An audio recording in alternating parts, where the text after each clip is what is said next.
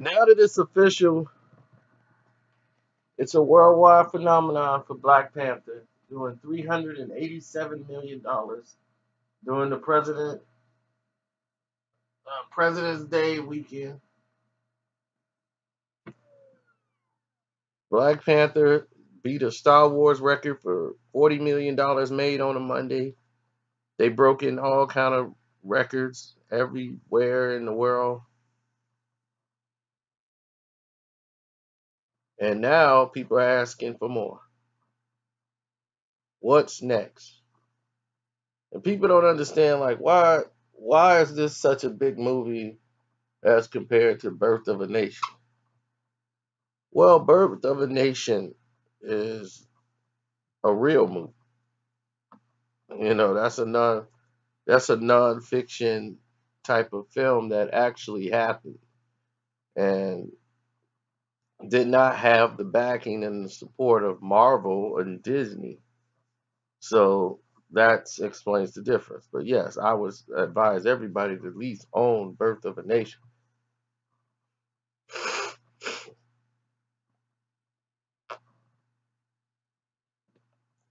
But the accomplishment in the hurdles that were made in this film, are groundbreaking. This is a landmark film. This is going to pave the way for bigger films to come. This is going to pave the way for people not afraid to take a risk on putting African Americans in high profile acting roles.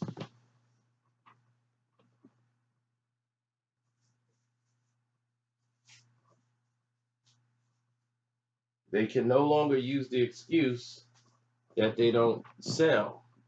And people were waiting for a reason to celebrate their heritage, to celebrate a movie that they felt was made by them, felt by them, and expressed by them. They wanted to champion themselves and celebrate and go out in a joyous occasion. There was nothing joyous at the occasion of that film, of Birth of a Nation. That's just a pain, you see. This was something to actually go out and rejoice and feel inspired. Birth of a Nation gave me a different inspiration altogether. Watching that too much, I'm a turning to Killmonger. But this film is such an accomplishment, and a lot of people didn't realize that in the beginning of the film, they actually talk about a real situation when T'Challa goes down there and he goes after his girlfriend Nakia, his ex. She's actually on a mission with a bunch of kidnapped girls. If you don't remember, the Boko Haram kidnapped 275 girls, I think, from school and took them and their Islamic terrorist group, or extremist group rather, and they took them in 2014 and made them convert to Islam because they're mad that Nigeria has went from a dictatorship to a democracy back in '99. Now, throughout all the negotiations that has happened, they've gotten back maybe 100 girls to this day. So there's still more girls over there. So the film highlighted that fact that the Boko Haram and had Black Panther fight them and free some of those girls that they had. And that's why she's saying it's still stuff out there that she wanted to do with Peter's character. And that's what they were doing. They creating an inspiration worldwide.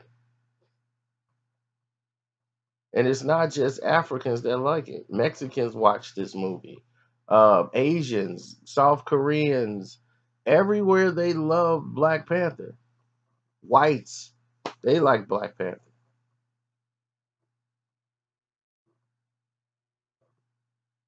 The only person I ever said that I've heard said that didn't like the film was somebody black. You always gonna have that one. Yeah, I think it's probably two people that are like, man, it wasn't all that. You know, somebody on YouTube was in the chat room.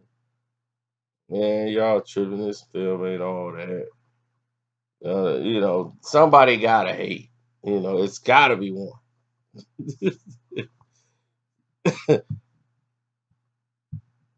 His suit crooked. He look goofy.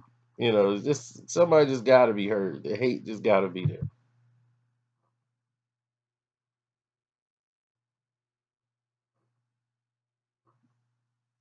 Now, a lot of things were incorporated in this film without people really seeing a lot of it going into play. What I was surprised about with the film is that the content is very much adult. Where his sister, you know, she has like a kid like joy to her, and she's 24 years old. Like I don't know how the character she's playing, but I thought she was much younger than that until I saw an interview with her. But she brought a joy to it, and kids love this film. They want to go to Wakanda. I'm like, wow, this is amazing. I really didn't think kids would like gravitate to it as much as they did. And this film was so inspiring and had such a movement. People got their aunties off the couch. Auntie don't go outside for nothing. She's 70 some years old. She's sitting in there in Black Panther movie. She dressed up in a dashiki. Everybody was prepared and came out for this movie here. There was no way they was gonna miss out on Black Panther. And those that did, oh, they going for the second wave. And people that seen it once, they going again a second time. And that's very unusual for blacks to be this vested. And this is how you do the 300 millions and all this stuff. Because believe me, half these people that went to see Black Panther, they ain't never heard of Civil War. The only Civil War they know is the real Civil War. They ain't never heard of Marvel Civil War. They didn't know what those clips they were showing was with his father. That they didn't know anything. They just thought, okay, that's just a part. They don't know that's a part of Civil War. They don't know nothing about no Marvel universe. All they know was Black Panther, and they was coming out. They had a demographic of those 60 years and older African American at the movies. It was the highest number I have ever seen for African Americans coming to see a movie 60 and over since Medea.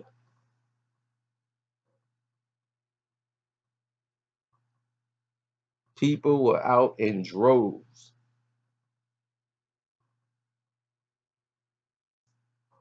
Films like this, films like Get Out, these have shown that African Americans can actually make movies and that can gross revenue that people want to see. Get Out is nominated for Best Picture. And who knows, next year, when the Oscars roll around, Black Panther might be nominated. Definitely for costume. For costume and wardrobe design.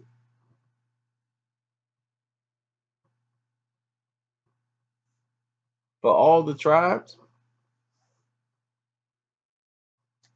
It was unique because each tribe was different.